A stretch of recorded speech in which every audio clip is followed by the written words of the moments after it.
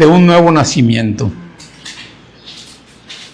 Vaya, realmente a veces es difícil en nuestras vidas poder considerar que si hubiera la oportunidad de regresarnos en el tiempo y llegar a tener, los que ya somos grandes, 17, 18 años de edad, y volver a empezar nuestras vidas, ¿qué cosas haríamos diferentes de como las hemos hecho?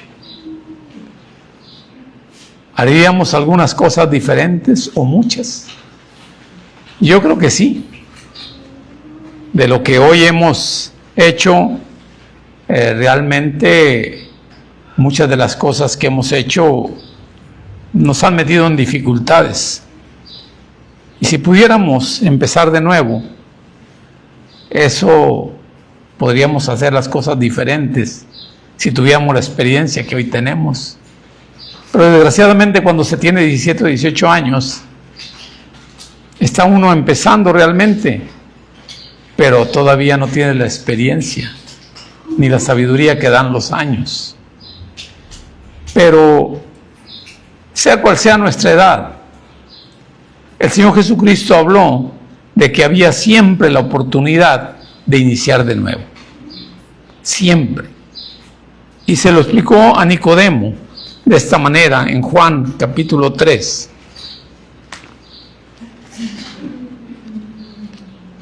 Acerca de ese nuevo nacimiento. Juan capítulo 3, del 1 al 8. Que habla en esta historia que nos narra el evangelista Juan. Había un hombre de los fariseos que se llamaba Nicodemo, un principal entre los judíos. Este vino a Jesús de noche y le dijo: Rabí, sabemos que has venido de Dios como maestro, porque nadie puede hacer estas señales que tú haces si no está Dios con él.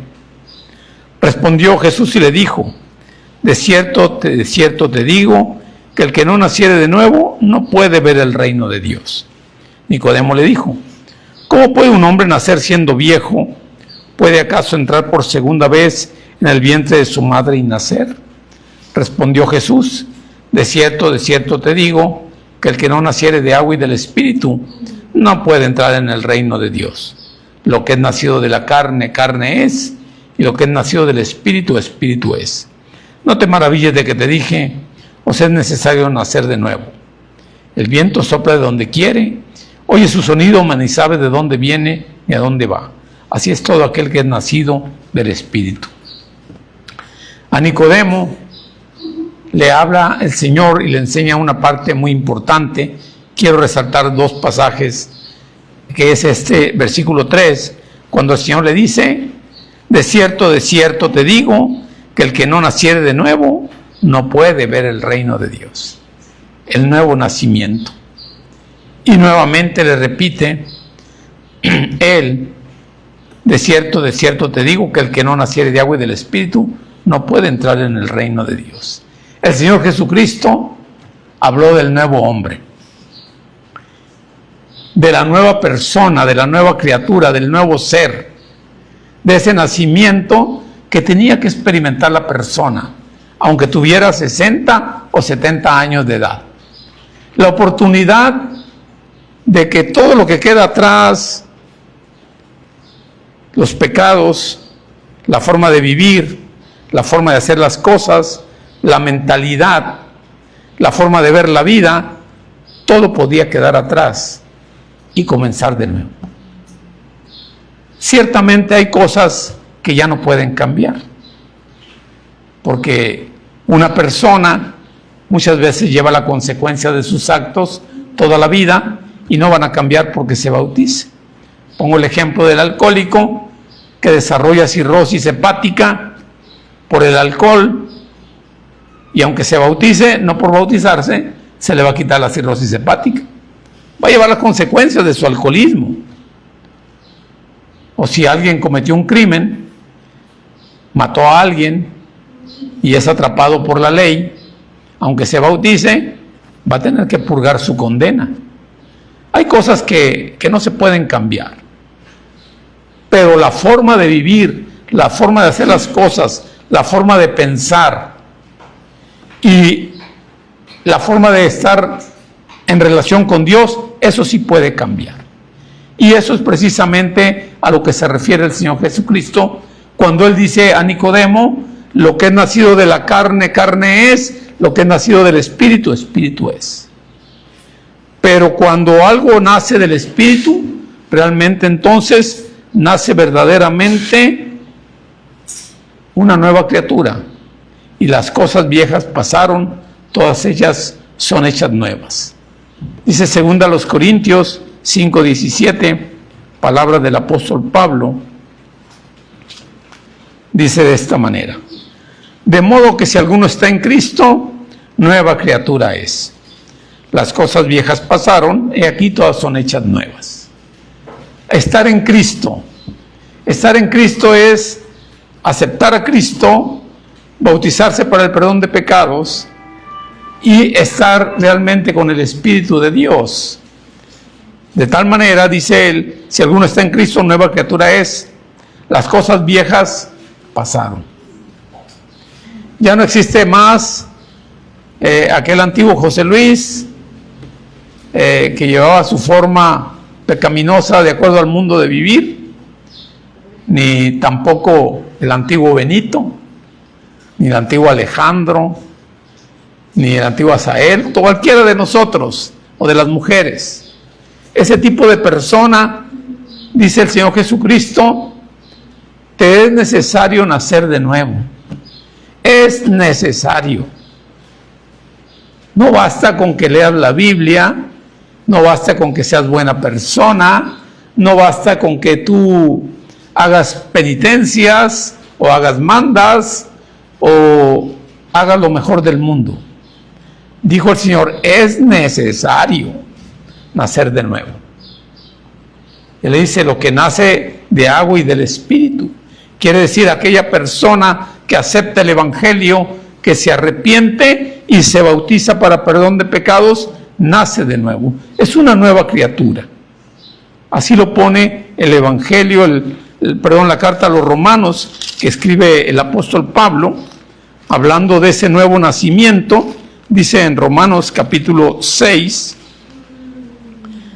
dice él, versículo 4, porque somos sepultados juntamente con él para muerte por el bautismo, a fin de que como Cristo resucitó de los muertos por la gloria del Padre, así también nosotros andemos en vida nueva.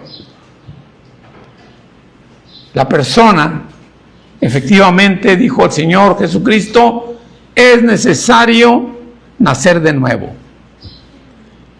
Y el nacer de nuevo, lo dice el apóstol Pablo, es ser sepultado en el bautismo, en las aguas, porque es una persona que creyó el Evangelio, se arrepintió, quiere decir, está dispuesta a hacer un cambio en su vida, de acuerdo a la palabra, es bautizada para perdón de pecados, y entonces dice él, así como Cristo resucitó de los padres, así también nosotros andemos en vida nueva. De tal manera que inicia ese nuevo nacimiento. Y ahí tenemos una nueva criatura. Y una nueva criatura que Dios le hace algunas promesas a esa nueva criatura. Nosotros tenemos algunos bebés ahorita en la congregación. Está mi nieta Danita y está también nuestra visitante Perla, tiene su niño Aarón. Y hay otros niños que no están tan chiquitos. Pero cuidamos de ellos, porque es necesario cuidarlos. Cuando una persona nace, tiene ese nuevo nacimiento, igualmente tiene el cuidado Dios de ellos, de cada uno de nosotros, al nacer como un bebé. Dice ahí en Hechos 2:38, que a usted, con el nuevo nacimiento, Dios le da un regalo. Dice 2:38 de Hechos, pero les dijo, arrepiéntanse y bautícese cada uno de vosotros en el nombre de Jesucristo para perdón de los pecados y recibiréis el don del Espíritu Santo. Dice el Señor Jesucristo, dijo, así es el que todo nace de nuevo. Dice, es que nace del Espíritu, es como el viento, que no sabe de dónde va ni de dónde viene. De hecho, la palabra espíritu y la palabra viento en el griego es la misma palabra. Es la mismita palabra, neumos, que se da para espíritu y se da para el Espíritu Santo y para viento. Porque viene algo muy suave en la vida de la persona para ayudarlo, para transformarlo, que es el Espíritu Santo. Así que la persona que estaba creyendo en hechicerías, todo eso se aleja. La persona que estaba creyendo en la suerte y hacer sortilegios, se aleja de ella. La persona que estaba viviendo en el fraude, se aleja de ello.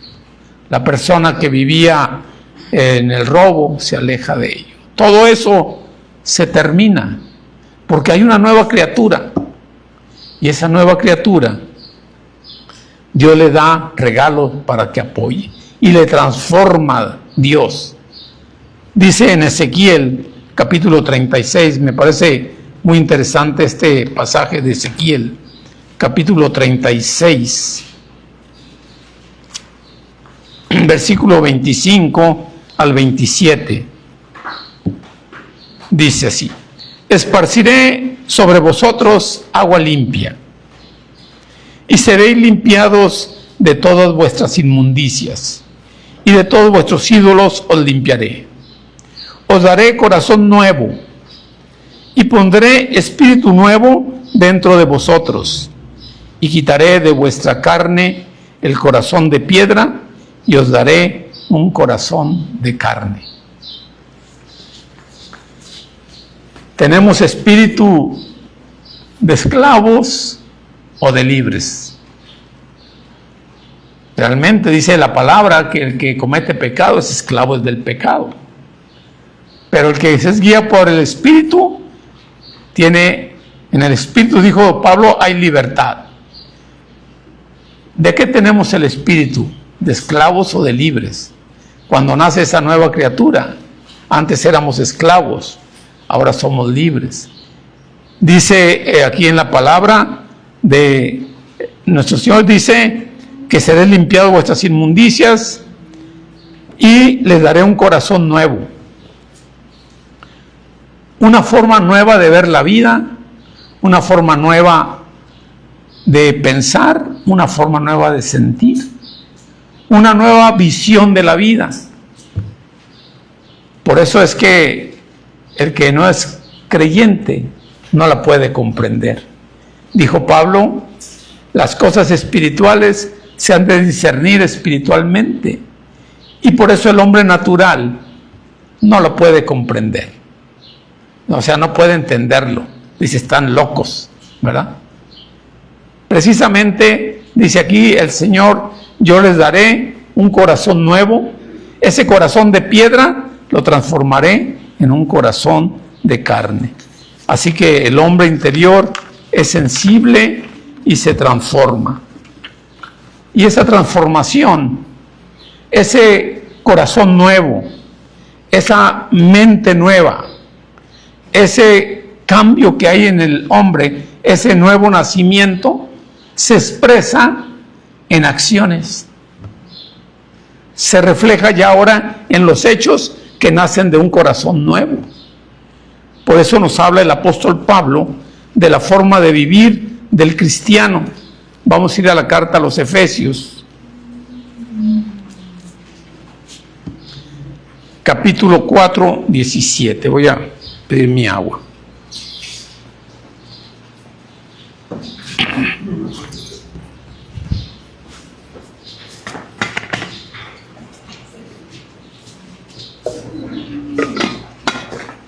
La carta a los Efesios, capítulo 4, versículo 17 en adelante. Vean ustedes muchas cosas que toca aquí el apóstol Pablo, que hablan cómo se refleja ya el nuevo hombre en la sociedad. Ese que tiene un nuevo corazón, ese que nació de nuevo. Dice él, Esto pues digo y requiero en el Señor, que ya no andéis como los otros gentiles que andan en la vanidad de su mente, teniendo el entendimiento entenebrecido, ajenos de la vida de Dios, por la ignorancia que en ellos hay, por la dureza de su corazón. ¿Recuerdan que dijo Ezequiel que se iba a cambiar el corazón de piedra por uno de carne? Por la dureza de su corazón, dice Pablo. Es la forma de vivir. Dice, los cuales, después que perdieron toda sensibilidad, se entregaron a la lascivia para cometer con avidez toda clase de impurezas. Mas vosotros no habéis aprendido hacia Cristo, si en verdad le habéis sido oído y habéis sido por él enseñados, conforme a la verdad que está en Jesús. En cuanto a la pasada manera de vivir, despójense del viejo hombre que está viciado conforme a los deseos engañosos. Sí, el cristiano nace de nuevo, pero tiene que sufrir una transformación, un proceso de cambio, que se tiene que ir despojando de los hábitos que tiene, que viene arrastrando del viejo hombre. ¿Sí? Dice él, y renuévense en el espíritu de vuestra mente. O sea, hay que renovar la mente por medio de la palabra. Va haciendo un proceso de cambio, de limpieza, de pensamiento. Y vístanse del nuevo hombre, criado según Dios, en la justicia y santidad de la verdad. Ahora aquel que engañaba, ya no engaña más. El que robaba, no roba más. El que era injusto, ahora es justo en hacer lo correcto. ¿Por qué al trabajador se le paga tan poquito si el dueño de la empresa es multimillonario? ¿Y por qué le paga apenas lo suficiente para que pueda comer lo básico y no se muera? Porque es injusto, por eso. Por eso no le paga lo suficiente para que viva, pudiendo pagarlo, porque es multimillonario. No es millonario, es multimillonario. Podría tener trabajadores con un mejor salario si fuera justo. Pero como es injusto, le paga solo lo suficiente para que no se muera, para que coma lo mínimo, para que vista lo mínimo. Pero el nuevo hombre es justo. Si tiene un trabajador, es justo con él. Y el trabajador es justo con su patrón, de no fraudearlo y de darle, corresponder lo convenido en el trabajo que va a hacer. Dice Pablo, por lo cual, desechando la mentira, hablen la verdad cada uno con su prójimo. No es tan fácil, hermanos. No es tan fácil cuando el viejo hombre viene acostumbrado de echar mentiras. Ah, sí, mañana nos vemos. Mentira, no está pensando que mañana seguramente se va a ver. Ah, sí, para el miércoles te tengo listo el carro. Mentiras. Sabe que va a llegar el miércoles y no lo va a tener listo, pero lo va a traer a vuelta y vuelta. Él nuevamente dice, hable verdad con su prójimo. El mecánico cristiano que dice para el miércoles te tengo el carro, el miércoles lo tiene listo. Porque eso es lo que prometió. Habla la verdad. No saca pretextos, habla la verdad. Dice 26, airaos pero no pequéis, no se ponga el sol sobre vuestro enojo. Es cierto que somos humanos, nos enojamos, pero dice, airaos, está bien, si hay algo justo, pero no peques. Resulta que cuando nos enojamos es cuando perdemos los estribos y fácilmente pecamos. Pero dice, pues si se enojan, no pequen. Y aparte, no se ponga el sol sobre vuestro enojo. Dice, tienes que resolverlo hoy mismo, tu enojo. No estés guardando rencores. Conocí una persona que tenía rencores de más de 50 años. Y todavía se acordaba de lo que ocurrió hace 50 años. Era triste oírlo. sin perdonar, todavía con rencor. No es así el nuevo hombre. Esa nueva criatura no es así. Esa perdona. Ni deis lugar al diablo. Pues si nosotros nos ponemos en el tocadero, pues nos va a tocar, ¿verdad? Nos podemos, donde están las circunstancias, claro, nos va a tocar. 28. El que hurtaba, no hurte más. ¿Por qué lo dirá Pablo? Se lo dice a los efesios. ¿Qué costumbres tendrían los de Éfeso? Que les dice, el que hurtaba, no hurte más. En México se acostumbra a robar. El empleado roba al patrón. En muchos casos. Yo no digo que todos, claro que hay empleados honestos, claro que los hay. Pero yo he escuchado decir en la institución, en el seguro, que se robaba algún material. Decía, pues al cabo para lo que nos pagan, es justo que yo me lleve una parte. Y eso piensan muchos empleados, que robar al patrón es correcto, es justo. Pero dice Pablo, ese hombre nuevo, el que hurtaba no hurte más, sino trabaje haciendo con sus manos lo que es bueno para que tenga que compartir con el que padece ninguna necesidad. Ninguna palabra corrompida salga de vuestra boca, sino la que sea bueno para la necesaria edificación, a fin de dar gracia a los oyentes. El nuevo hombre cuida la palabra. Y no nomás porque diga malas palabras. Dice aquí Pablo que palabra corrompida es toda aquella que no edifica. Si yo no puedo decir una palabra que edifica, pues mejor me quedo callado. ¿Sí? Si alguien me está contando su problema y yo le digo, pues la culpa la tienes tú por tonta que eres, ¿de qué le sirve a esa persona? ¿En qué la edifica? En contrario, ¿verdad? La hunde. Entonces, si yo no puedo decir ninguna palabra que edifique, entonces mejor me quedo callado. Pues dice, esas son las palabras corrompidas. Dice que digamos palabras que sean para edificación a fin de dar gracia a los oyentes. O sea, palabra que dé consuelo, palabra que dé consejo, palabra que anime, palabra que levante, no palabra que hunda. A veces se nos salen las palabras, no son malas palabras, pero hieren, dañan, destruyen. Tenemos que cuidar eso. Dice él, 31, quítese de vosotros toda amargura. ¿Qué es la amargura?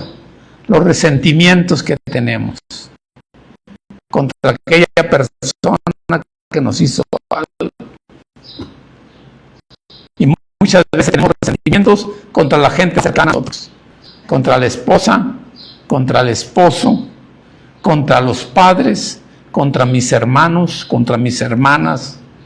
Es para los que más resentimiento tenemos, para mis amigos. Entonces, ¿qué dice aquí? Quítese toda amargura. Esa amargura, ese resentimiento, quítelo. Enojo, ira, gritería. Hay gente que está muy acostumbrada a gritar.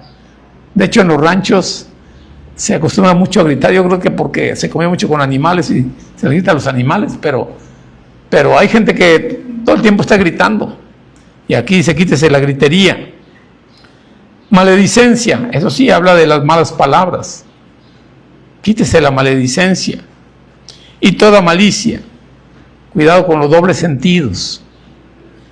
Antes sed benignos unos con otros, misericordiosos, perdonándonos unos a otros, como Dios también nos perdonó a vosotros en Cristo. El nuevo hombre dice, sed benignos, que es bondadoso. Es misericordioso, se compadece de los demás. Perdona, como Cristo perdonó. Continuamos en el versículo 5, capítulo 5, versículo 3. Pero fornicación y toda inmundicia o avaricia ni aun se nombra entre vosotros como conviene a santos. Hay un problema serio hoy en día.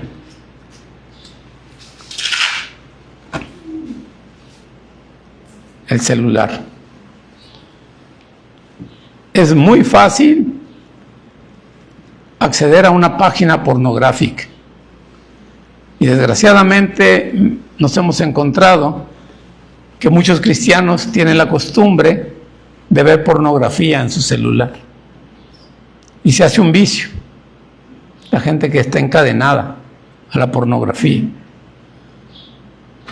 Entonces tiene que ver con eso, lo que llama el apóstol Pablo la inmundicia, la fornicación en el pensamiento.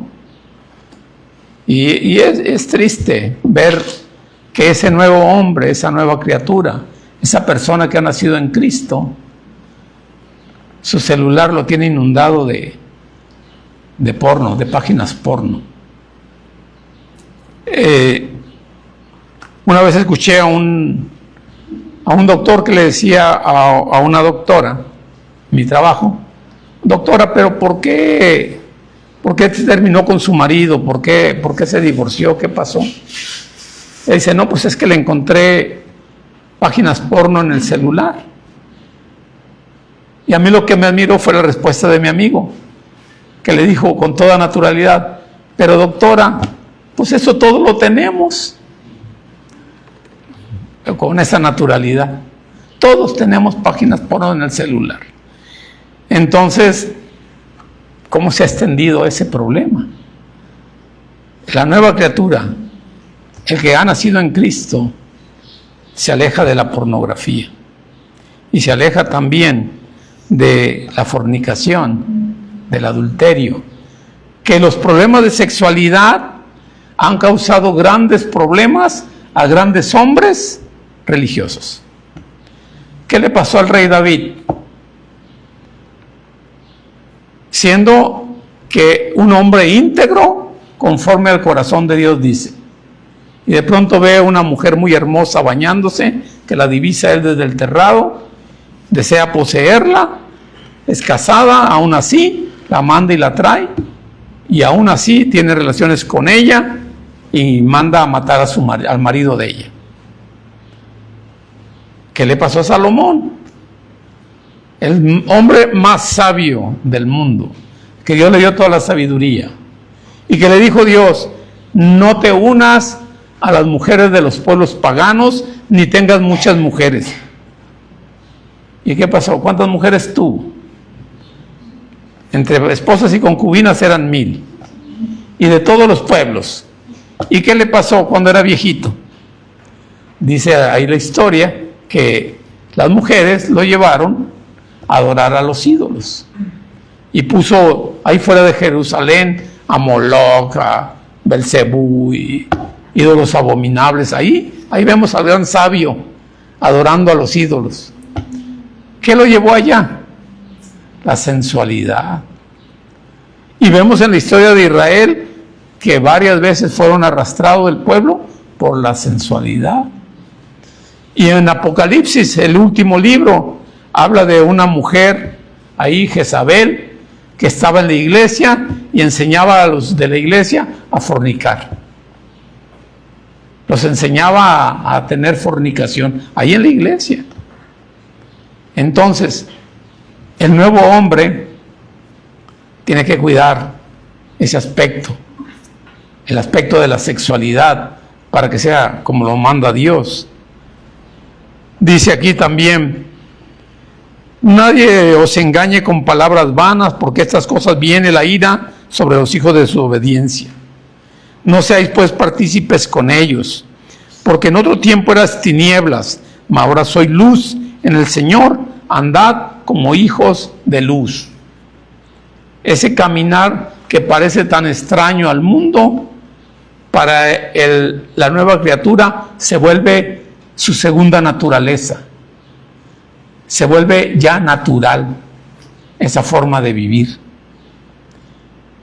Dice, porque el fruto del Espíritu es en toda bondad, justicia y verdad, comprobando lo que es agradable al Señor, y no participen de las obras infructuosas de las tinieblas, sino más bien repréndalas. Termino con este versículo 15 y 17 de Efesios 5, 17. Mirad pues con diligencia cómo andéis, no como necios, sino como sabios, aprovechando bien el tiempo, porque los días son malos. Por tanto, no seáis insensatos, sino entendidos de cuál sea la voluntad del Señor. Ese nuevo hombre del que preguntó Nicodemo, que fue, él va de noche ahí, y el Señor le dice: de cierto te digo que no puedes entrar al reino de Dios si no nacieres de nuevo. Ocupas nacer de nuevo, ocupas ser el nuevo hombre, ocupas dejar al viejo hombre, ocupas cambiar tu espíritu de piedra por uno de carne, ocupas poner en ti un nuevo espíritu, el espíritu de Dios, para transformarte, para cambiarte. Y entonces ese nuevo hombre que está revestido camina como una persona sabia, que cuida, porque sabe que tiene una meta que va rumbo a Dios. Por eso, hermanos, qué gran oportunidad. No podemos nacer de nuevo físicamente, ni podemos volver a tener 17 años ni 18. A veces decimos: si yo hubiera conocido todo esto a los 17 años, ¿de cuántos problemas no me hubiera librado? Bueno, sí, es cierto. Qué bueno que un joven conozca la palabra y preventivamente se libre de muchas cosas. Pero los que tenemos ya edad, no podemos dar marcha atrás en el tiempo. Tenemos el tiempo que tenemos porque es el tiempo que Dios nos da. Pero lo importante es que de aquí en adelante nazca ese nuevo hombre y lo viva conforme a la palabra. Entonces, agradable a Dios, y seguramente dice la palabra que nos espera un premio, la vida eterna, porque aquí ya sabemos que estamos por un tiempecito. La vida del hombre, dice la Escritura, son 70 años y los más fuertes 80. ¿Recuerdan que en tiempos antiguos aparece en el Génesis que los patriarcas aquellos vivían muchos años? ¿Y quién fue el que vivió más años? ¿Se acuerdan? Matusalén, que vive casi 1000 años. Y luego dijo Dios: no contenderá por siempre mi alma con el ser humano, porque ellos en verdad son carne, por lo tanto serán los años de su vida 120 años. Y hoy en día el promedio de vida del mexicano son 75 años. ¿Qué edad tiene usted? ¿Qué edad tengo yo? ¿Cuántos años nos quedan? Si Dios nos permite llegar al promedio de vida.